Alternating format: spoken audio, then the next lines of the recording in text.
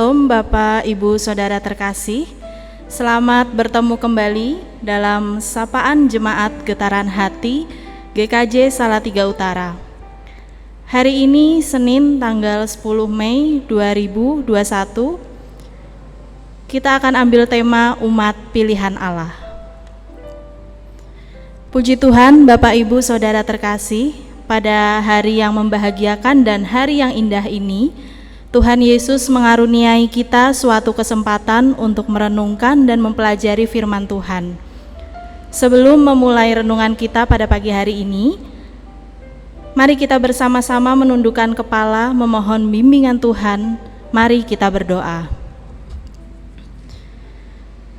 Tuhan Allah Bapa yang bertahta dalam kerajaan surga yang mulia, saat ini kami anak-Mu berdoa, memohon kasih dan karunia-Mu supaya Engkau hadir di tengah-tengah kami. Kami yang akan merenungkan firman-Mu pada hari ini, berserah dalam tangan-Mu, supaya Engkau memberikan penyertaan serta hikmat dan berkat-Mu. Terima kasih Bapa, kiranya hanya kasih setia-Mu yang menyertai kami, mulai hari ini hingga selama-lamanya. Amin. Bapak, Ibu, Saudara terkasih dalam Yesus Kristus, firman Tuhan yang akan kita renungkan dan kita pelajari pada hari ini diambil dari Ulangan pasal 7 ayat yang pertama sampai yang ke-11. Saya persilahkan Bapak, Ibu, Saudara untuk dapat membaca secara lengkap di rumah, dan pada kesempatan kali ini saya akan membacakan dua ayat yang terambil dari ayat 6 dan ayatnya yang ke-9. Demikian firman Tuhan. Sebab engkaulah umat yang kudus bagi Tuhan Allahmu. Engkaulah yang dipilih oleh Tuhan Allahmu dari segala bangsa di atas muka bumi untuk menjadi umat kesayangannya. Ayat yang ke-9. Sebab itu haruslah kau ketahui bahwa Tuhan Allahmu dialah Allah, Allah yang setia, yang memegang perjanjian dan kasih setianya terhadap orang yang kasih kepadanya dan berpegang pada perintahnya, sampai kepada beribu-ribu keturunan. Ya Bapak, Ibu, Saudara terkasih, jika kita mendengar kata terpilih, ya, apa sih yang terlintas di benak kita? Mungkin misalkan dulu saat di bangku sekolah, si A terpilih menjadi ketua kelas, atau mungkin dalam dunia pekerjaan si B terpilih menjadi karyawan teladan.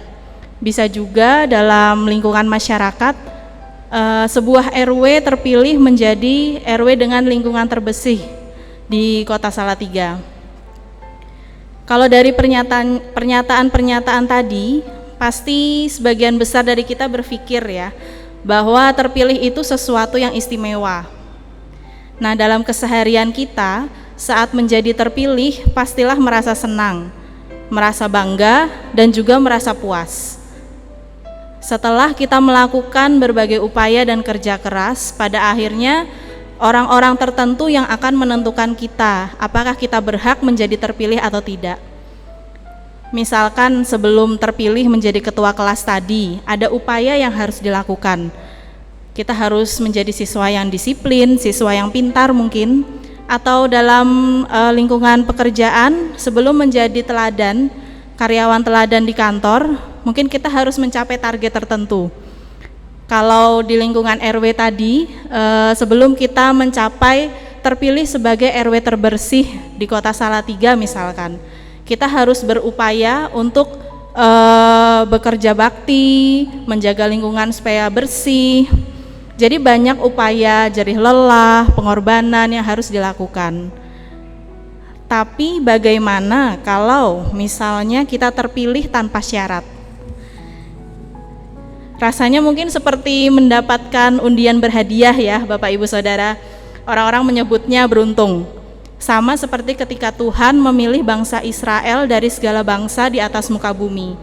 Saat itu bukan karena bangsa Israel adalah bangsa yang besar, bukan juga karena bangsa Israel adalah bangsa yang hebat, tapi karena Tuhan mengasihi. Terambil dari ayat yang ke-8. Kita dan semua orang percaya adalah orang yang terpilih oleh Tuhan karena kehendak Tuhan. Allah memilih kita, baik pribadi, seseorang maupun semua orang percaya, dengan tujuan yang ditentukan dan ditetapkannya sendiri sejak semula. Selain itu, Tuhan memilih kita karena kasih setia dan kasih karunia-Nya. Lalu, Bapak Ibu Saudara, setelah menjadi terpilih, apa yang Allah inginkan untuk kita perbuat? Kalau kita bisa membaca di ayat 2 sampai yang ke-6, di situ bisa disimpulkan bahwa Allah ingin kita menjaga hidup kita supaya tetap kudus.